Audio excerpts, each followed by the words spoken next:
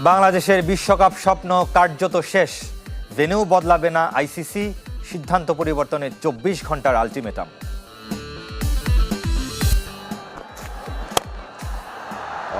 Beats the field effortlessly. Now that is some batting.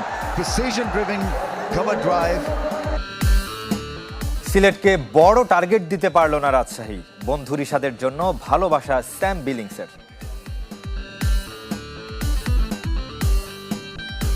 He's very happy I've come to Bangladesh. He's a great guy.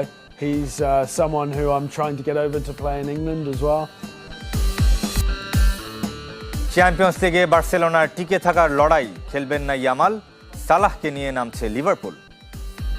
বাংলাদেশের বিশ্বকাপ স্বপ্ন কার্যত শেষ। ভারতে নিরাপত্তার শঙ্কা নেই জানিয়ে ভেন্যু পরিবর্তনে রাজি নয় আইসিসি।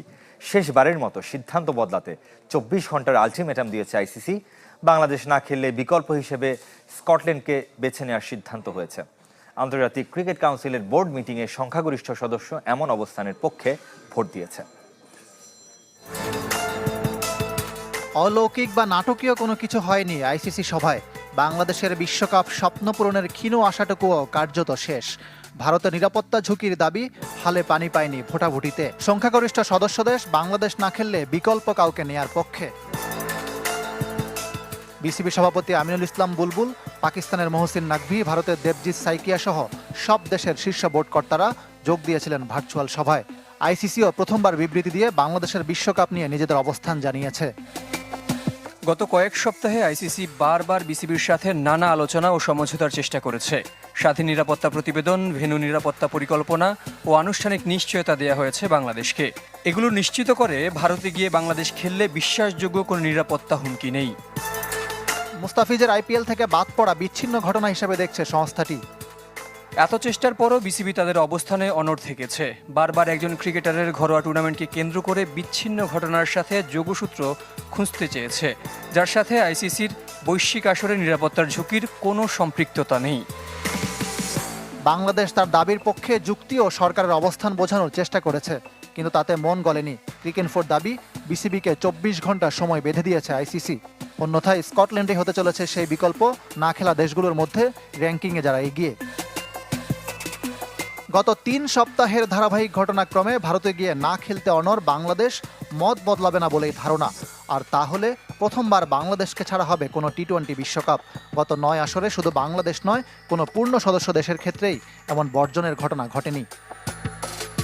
দর্শক, এ নিয়ে আরো জানাতে মিরপুর স্টেডিয়াম থেকে সরাসরি যুক্ত হচ্ছেন সহকর্মী আরিফুল।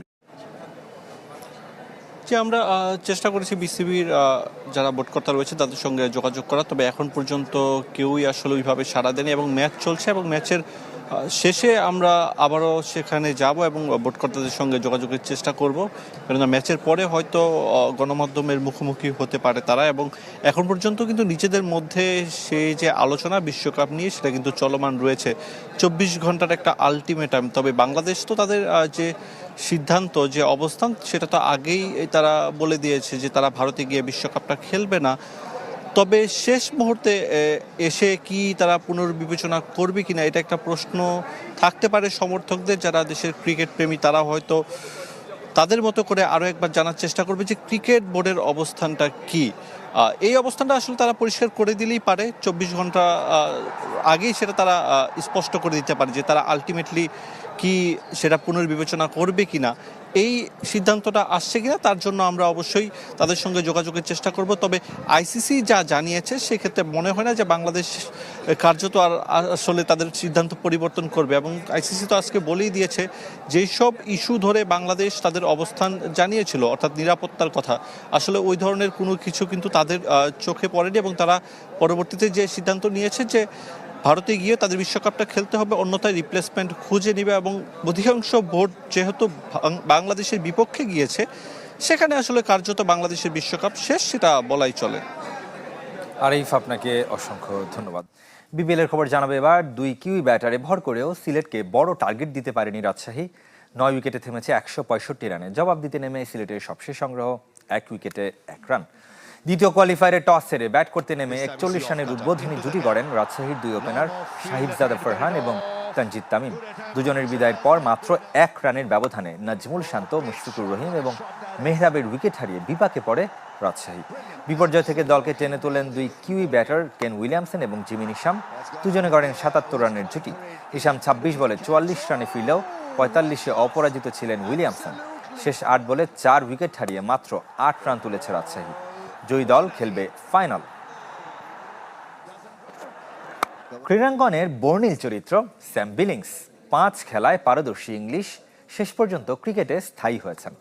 বাকি খেলাগুলো তাকে সফল ক্রিকেটার হতে সাহায্য করেছে বলে নিজেই স্বীকার করেছেন। বাংলাদেশের রিশাদ হোসেন বিলিংসের বন্ধু, নিয়ে যেতে চান ইংল্যান্ডের টি-20 টুর্নামেন্ট খেলাতে। আর দ্বিতীয়বার বিপিএল খেলতে আসা স্যামকে মুগ্ধ করেছেন নাহিদ রানা। টেনিস দিয়ে শুরু, এরপর ফুটবলে ক্যারিয়ার গড়তে চেয়েছিলেন স্যাম বিলিংস।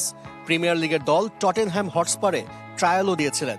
এছাড়াও স্কোয়াশ, রাগবি খেলায় সমান পারদর্শী, তবে শেষ পর্যন্ত বেছে নেন ক্রিকেট। মাল্টি স্পোর্টসের সাথে সম্পৃক্ত থাকার ফল পাচ্ছেন 22 গজে। এই খেলাগুলো আমার স্কিল উন্নয়নে কাজে দিয়েছে। এক এক খেলা এক এক রকম। যেমন টেনিস খেলা থেকে আমি রিভার্স সুইপ আয়ত্ত করতে পেরেছি। ফুটবল আমার প্রথম ভালোবাসা, তবে ক্রিকেট এর চাইতে ভালো। দ্বিতীয়বারের মতো বিপিএল খেলতে এসেছেন ইংলিশ ক্রিকেটার। এবার সিলেট জার্সিতে সর্বোচ্চ 3 ম্যাচ খেলার সুযোগ পাবেন। এর আগে 1 ম্যাচের জন্য রংপুর রাইডার্সে খেলেছিলেন। রিশাদ হোসেনের সাথে দারুণ বন্ধুত্ব বিলিংসের। ইংল্যান্ডের ঘরোয়া টি-20 টুর্নামেন্ট ভাইটালিটি ব্লাস্টে কেন্টের হয়ে খেলাতে চান টাইগার লেগ স্পিনারকে। রিশাদের সাথে কথা হয়েছে, ও খুব খুশি যে আমি বিপিএল খেলতে এসেছি। রিশাদ অসাধারণ ক্রিকেটার। গতবার ভাইটালিটি ব্লাস্টে ওকে খেলাতে চেয়েছিলাম, কোনো কারণে হয়নি। এবার কেন্টের অধিনায়ক আমি, আশা করি ও খেলতে পারবে।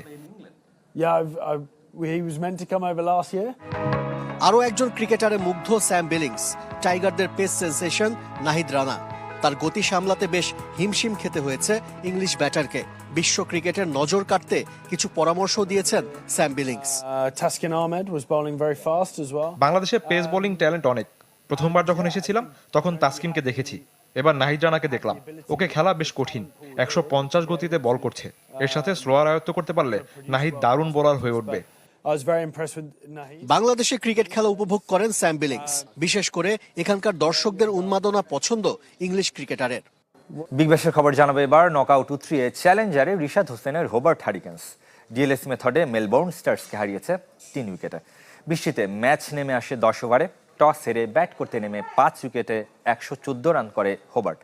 26 বলে 47 রানের ক্যামিও বিউ ওয়েবস্টারের।